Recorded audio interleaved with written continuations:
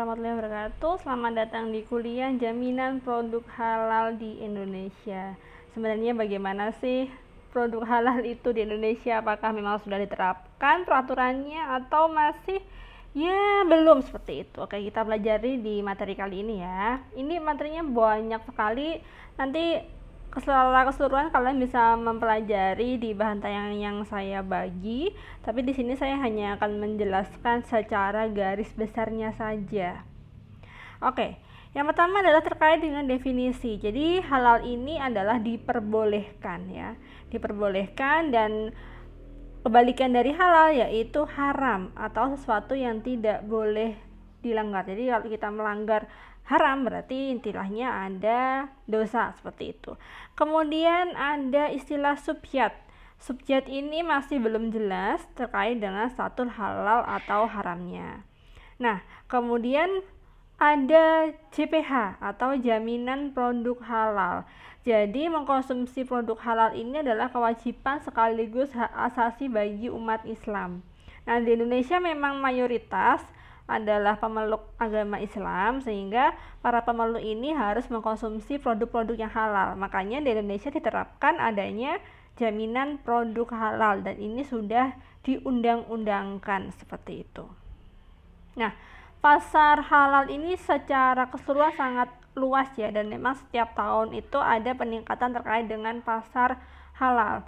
Bahkan di beberapa negara sudah ada istilahnya kayak kuliner halal atau wisata halal. Di Jepang, di Thailand itu sudah ada. Di Indonesia, di Malaysia, makanan halal itu kan banyak ya, di mana-mana ada. Beda dengan negara, misalkan di negara lain yang sangat minoritas untuk agama Islam, sehingga mereka membuat wisata halal untuk menarik pendatang dari wisatawan muslim seperti itu. Dan juga isu kehalalan pangan ini merupakan isu yang sangat sensitif dan sangat berdampak pada ekonomi, terutama di Indonesia ya. Apa-apa apabila ada babinya sedikit saja itu pasti sudah menjadi kontroversi seperti itu, sehingga memang kita harus memperhatikan bagaimana sebenarnya peraturan perundang-undangan ini berjalan kayak gitu.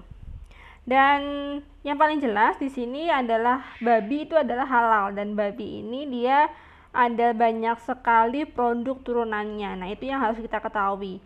Bahkan misalkan seperti bulu babinya itu pun juga dimanfaatkan sebagai kuas roti. Nah, itu bagaimana? Nah, ini yang akan kita pelajari di sini. Di undang-undang sendiri sudah ada terkait dengan produk jaminan halal, dan juga ada pasal 3 Undang-Undang Nomor 33 tahun 2014. Kemudian kriteria ilmiah produk halal itu harus memenuhi kriteria halal dan baik, halal lagi baik atau thoyyib. Memang harus tidak hanya sekedar halal, tapi juga harus baik. Baik ini adalah aman untuk dikonsumsi dan juga bersih, menyehatkan, dan juga bermutu. Jadi memang halal ini dia lebih ketat dibandingkan dengan peraturan yang lain, dia lebih strict gitu kan. Jadi kan kalau peraturan yang lain misalkan hanya sekedar pokoknya aman, kemudian pokoknya bersih aja atau sehat saja. Sedangkan kalau di konsepnya halal itu semuanya harus ada. Jadi selain halal, tapi hal-hal yang di sini itu secara thoyyib itu juga harus ada. Kemudian apa saja yang harus mendapat sertifikat halal? Makanan, minuman itu wajib, pasti ya, kalian pasti juga sudah paham ya. Kemudian ternyata obat dan kosmetik itu juga loh, itu harus mendapatkan sertifikat halal. Kemudian ada lagi produk kimia, produk biologi, produk rekayasa genetik itu juga, barang gunaan yang digunakan, juga jasa seperti penyembelihan, pengolahan, penyimpanan, dan lain sebagainya. Ini harus ada penjelasannya, nanti akan ada di belakang. Nah, ini produk yang wajib sertifikat halal. Mungkin yang perlu kalian ketahui sebenarnya mengapa sih perlengkapannya seperti ini, misalkan seperti sandang, penutup kepala, aksesoris, mungkin sendoknya dan lain sebagainya itu harus mendapat sertifikat halal, karena produk-produk tersebut dia bersentuhan langsung dengan makanan dan minuman. Nah, apapun ya yang bersentuhan dengan yang kita gunakan itu kan harus halal. Jadi misalkan nih makanan dan minuman itu disimpan atau mungkin diolah, makanan itu diolah menggunakan teflon ya. Teflon itu kan ada lapisan anti lengketnya. Lapisan anti lengket itu dibuat dari lemak babi misalkan. Nah, padahal makanannya itu adalah sayuran, misalkan kita menumis kacang panjang gitu ya, itu nanti akan berubah menjadi halal, akan berubah menjadi haram karena bersentuhan dengan babi itu tadi. Makanya sangat diperhatikan sekali bahan-bahan gunaan yang secara tidak langsung itu digunakan. Ini juga yang terkaitan dengan jasa, jadi misalkan bagaimana menyembelihnya, bagaimana mengemasnya, nah semuanya itu sudah diatur. Nah, ini tadi bahan-bahan yang digunakan, ini listnya bisa kalian baca, bahkan sendok, piring, gelas pun juga harus dipastikan ini berasal dari mana. Karena sekali lagi bahan yang digunakan di sini itu berkaitan langsung dan kemungkinan besar berinteraksi langsung dengan makanan, seperti itu. Nah, mulai tahun 2019 mulai tahun 2019 ya, tepatnya tanggal 17 Oktober itu semua produk itu wajib bersertifikat halal semuanya ya, sampai dengan 17 Oktober 2024. Jadi ada tahapan-tahapannya. Jadi sekarang itu di tahun ini kita sedang mengalami masa penahapan semua produk yang beredar di masyarakat, mulai perlahan-lahan itu mendapatkan sertifikat halal. Kemudian nanti ini ada tahapan yang lain selain makanan, ada jasa dan lain sebagainya, jasa obat dan lain sebagainya, bisa dicek di sini. Kemudian ini pelaksanaan penahapan kewajiban sertifikat halal. Untuk barang yang lain ada barang gunaan, bisa cek di sini. Nah, jadi untuk produk yang belum bersertifikat halal pada 17 Oktober 2019 itu akan mulai di training dan mendapatkan sertifikat halal atau didaftarkan sertifikat halal. Kemudian penahapan ini sudah tidak berlaku lagi setelah selesai tanggal 17 Oktober 2024 atau sesuai dengan jadwal masing-masing produk gitu kan. Jadi diharapkan setelah selesai tahap penahapan, produk-produk yang beredar di masyarakat ini sudah jelas halal atau haramnya begitu.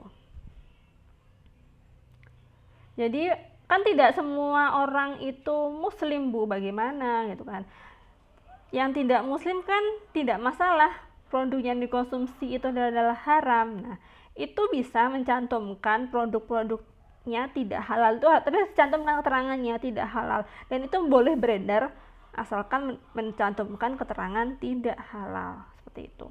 Nah, seperti ini contoh keterangannya, misalkan ada keterangan mengandung babi dengan warna merah atau hanya sekedar kata-kata seperti ini atau seperti ini. Pada perbuatannya bersinggungan dengan bahan bersumber babi, ini wajib diberikan pada label pangan, pada pangan-pangan atau produk-produk yang tidak halal. Boleh beredar asalkan dilabeli seperti ini.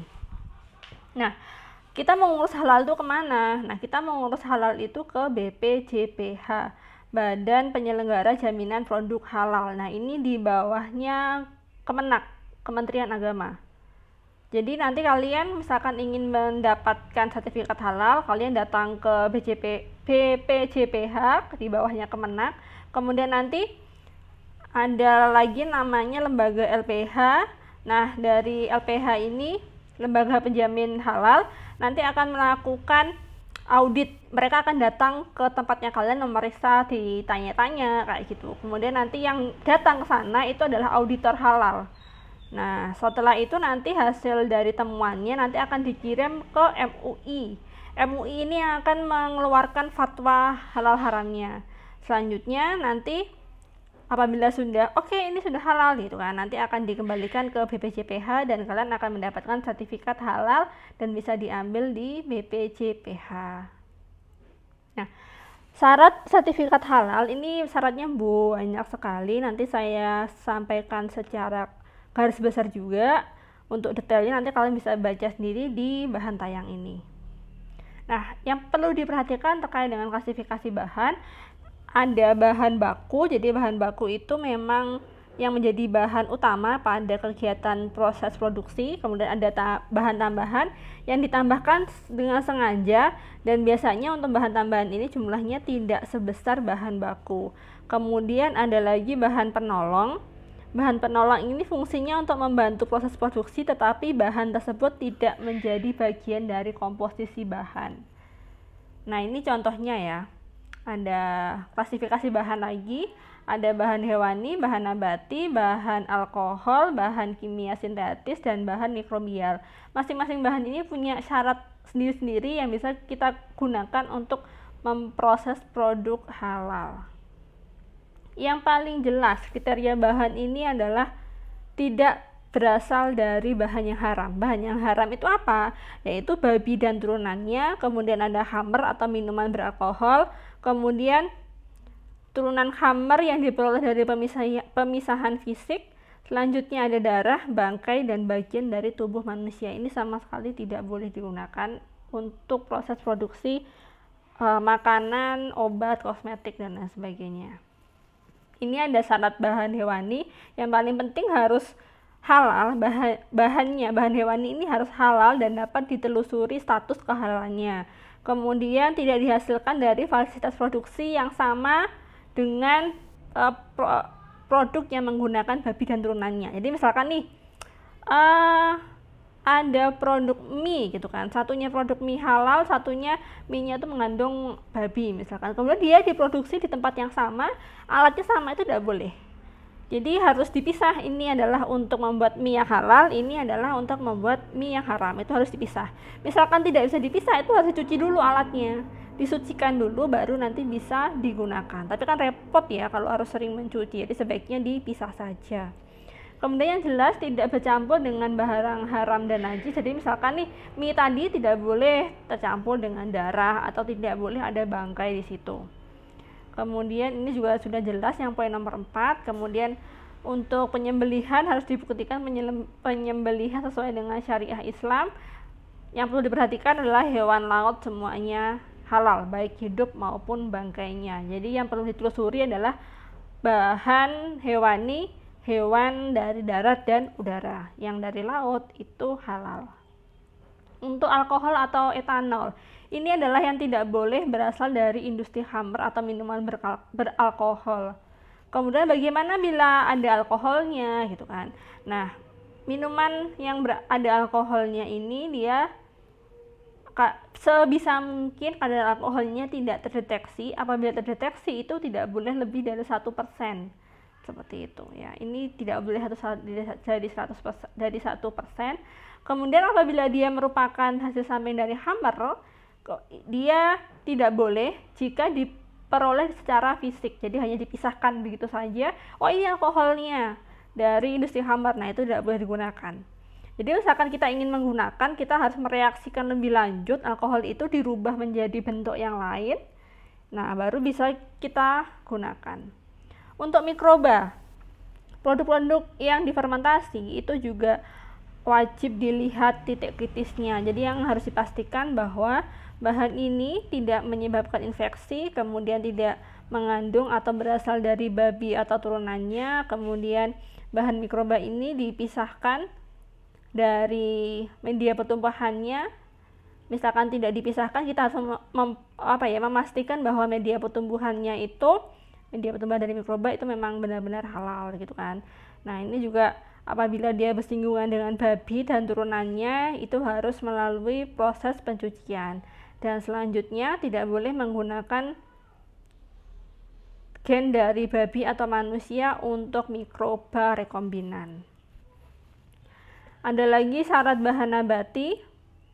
Bahan nabati ini secara umum dia aman ya, tidak seribet bila dia adalah bahan hewani atau mikroba seperti itu. Tapi memang kemungkinan besar bahan nabati ini bisa bersinggungan dengan hal-hal yang najis atau bersinggungan dengan bahan yang haram. Jadi memang perlu dijelaskan sifat atau status kehalalannya. Kemudian bahan kimia dan sintetis ini sifatnya halal selama dia memiliki efek yang positif. Untuk kriteria lain yang paling penting adalah babi dan turunannya tidak boleh digunakan dan bersinggungan sama sekali dalam produksi halal, seperti itu. Kemudian ada ketelusuran bahan, ini bisa dibaca sendiri. Nah, ini bahan yang harus ada sertifikat halalnya adalah yang pertama adalah hewan dan turunannya, gelatin. Biasanya yang paling sering tidak ada status kehalalannya adalah gelatin. Ketika kalian ke toko roti itu cek aja gelatinnya, jarang yang ada logo halalnya. Kemudian bahan-bahan yang melalui proses atau bahan yang kompleks, misalkan seperti vitamin sintetis atau flavor sintetis. Nah, itu kan membuatnya sangat ribet dan kompleks sehingga harus ada sertifikat halal. Selanjutnya ada bahan yang sulit ditelusuri ketelusurannya, misalkan seperti whey sama laktosa. Kemudian bahan yang prosesnya menggunakan bahan dari hewan, misalkan kasein yang bisa menggunakan enzim pankreatik. Nah, ini juga harus jelas ya halal tidaknya. Bahkan daging yang diimpor pun itu pun juga harus melalui serangkaian pemeriksaan dan harus dipastikan bahwa daging tersebut halal. Nah, ini ada ketentuan khusus terkait dengan sertifikat. Bila misalkan kemarin tadi ya tahun 2019 sertifikat halalnya itu didapatkan tahun 2018, tahun 2019 masih berlangsung, berarti tidak perlu melalui tahapan penahapan ya, dan dia bisa beredar seperti biasa. Ini yang proses penahapan yang tadi itu hanya bagi produk-produk yang belum mendapatkan sertifikat halal. Nah, bagaimana dengan produk restoran? Nah, jadi untuk produk-produk yang ada di restoran ini itu semuanya harus bersertifikat halal. Jadi meskipun di restoran itu ada 1000 produk, ada 1000 menu misalkan, nah itu semuanya harus dipastikan halal. Begitu juga untuk produk flavor, seasoning, dan fragrance, dan juga produk non-retail. Untuk kriteria produk ini juga perlu diperhatikan bahwa kita tidak boleh menggunakan nama yang mengarah pada sesuatu yang haram. Jadi misalkan ada soju halal, itu tidak boleh. Karena ya meskipun itu bukan soju tapi diberi nama soju, itu tidak boleh ya. Jadi ya mending kita pakai nama-nama yang lain lah, karena itu akan mengaburkan atau kita akan lama-lama terbiasa, oh ternyata soju itu halal loh gitu kan, padahal soju itu sebenarnya adalah haram. Kemudian juga secara karakteristik dan profil sensoris, produk tersebut tidak memiliki kecenderungan bau atau rasa yang mengarah pada produk yang haram. Seperti itu. Bahkan nama produknya secara karakteristik sensorisnya itu juga tidak boleh. Jadi memang harus jelas ini haram atau halalnya, seperti itu. Ini nama yang tidak akan pernah mendapatkan sertifikasi halal adalah nama produk yang mengandung nama minuman keras, kemudian ada nama babi, anjing beserta turunannya, nama produk yang mengandung nama setan, misalkan seperti mie setan, mie gendruwo, ya seperti itulah, itu juga sebenarnya tidak boleh. Kemudian nama produk yang mengarah pada kekufuran dan kebatilan, selanjutnya ada yang berkonotasi erotis, vulgar, atau porno.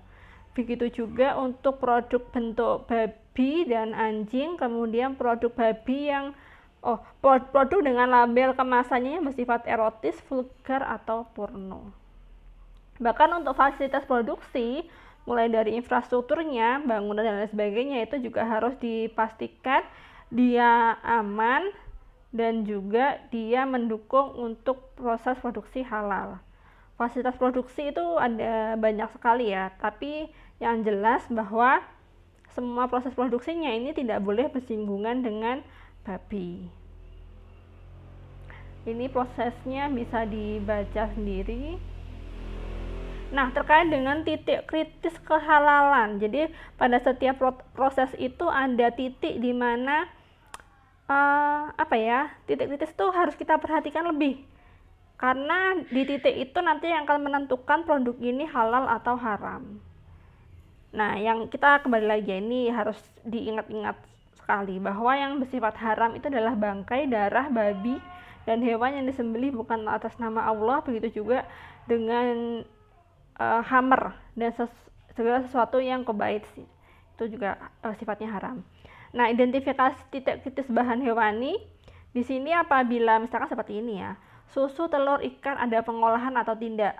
Bila tidak, berarti dia adalah bahan-bahan mentah, berarti dia bukan titik kritis dan bisa dipastikan dia halal, seperti itu. Apabila dia ada pengolahan, maka kemungkinan besar dia ada atau mungkin bersinggungan dengan bahan haram sehingga dia muncul titik kritis di sini.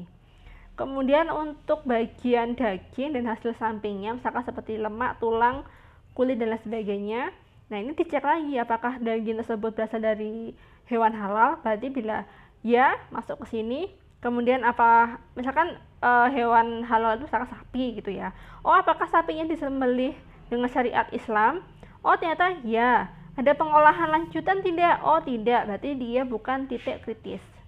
Gitu kan. Tapi kalau misalkan daging tadi itu ada pengolahan lanjutannya, maka dia masuk ke titik kritis. Nah, jika daging tadi tidak disembelih sesuai dengan syariat, meskipun dagingnya itu halal, misalkan hewan halal itu adalah sapi tadi, sapi itu disembelih tanpa menggunakan syariat Islam, maka sifatnya haram, tidak boleh digunakan. Kemudian jelas ya, apabila hewannya bukan hewan halal, maka dia sifatnya juga haram. Kemudian selanjutnya ada identifikasi titik kritis bahan nabati. Bahan nabati ini ada pengolahannya atau tidak? Oh, kalau tidak aman nih, dia bukan titik kritis. Nah, jika ada pengolahan, Anda menggunakan mikroba atau tidak? Oh, tidak nih. Nah, kalau tidak, ada tambahan penolong atau tidak? Oh, tidak, dia masuk ke non titik kritis. Jika ada bahan tambahan penolongnya, kemungkinan bahan tambahan penolong ini dia termasuk yang harus dilihat statusnya, makanya dia masuk ke titik kritis. Nah, jika dia bahan nabati tadi, dia ada mikrobanya, kita menggunakan mikroba misalkan seperti fermentasi. Fermentasinya itu hammer atau bukan gitu kan. Oh, bukan, berarti dia masuk ke titik kritis. Tapi kalau fermentasinya jenisnya adalah hammer, misalkan seperti fermentasi buah gitu kan, nah itu dia masuk ke sifatnya yang haram. Kemudian produk-produk yang fermentasi dia selalu masuk ke titik kritis karena sudah jelas ya, mikroba itu dia agak rewel soalnya karena ada bahan penyusun medianya. Bahan penyusun media untuk si mikroba hidup itu bagaimana? Apakah ada darahnya misalkan? Nah, itu kalau ada darahnya perlu dipisahkan atau sebaiknya tidak menggunakan darah. Dan biasanya pada produk fermentasi itu dia menghasilkan alkohol yang sifatnya hammer, tapi memang tidak semua, tapi sebagian besar tuh iya, dan kita harus tahu berapa kadar alkohol di situ. Kemudian ada enzim. Enzim ini juga harus tahu dari mana enzimnya, apakah dari babi dan lain sebagainya. Kemudian begitu juga dengan bahan penolongnya, apakah bahan penolong ini dia halal atau haram, dan juga mikroba yang digunakan ini dia adalah mikroba rekombinan. Rekombinannya dari mana? Kalau dari manusia dan dari babi itu yang sifatnya haram. Untuk bahan yang lain ada bahan tambang, berarti kalau bahan tambang dia non titik kritis. Ada bahan sintetik organik, dia masuk ke titik kritis. Kemudian untuk bahan yang campuran dia masuknya ke titik kritis. Dan untuk yang sintetik non organik tadi bila mengandung bahan penolong dia masuk ke titik kritis. Bila tanpa menggunakan bahan penolong itu masuknya ke yang non titik kritis. Nah, ini selanjutnya ini sebenarnya hanya penjelasan. Jadi misalkan hammer itu bagaimana, nanti kalian bisa baca sendiri. Selanjutnya kita lanjutkan dengan sesi diskusi.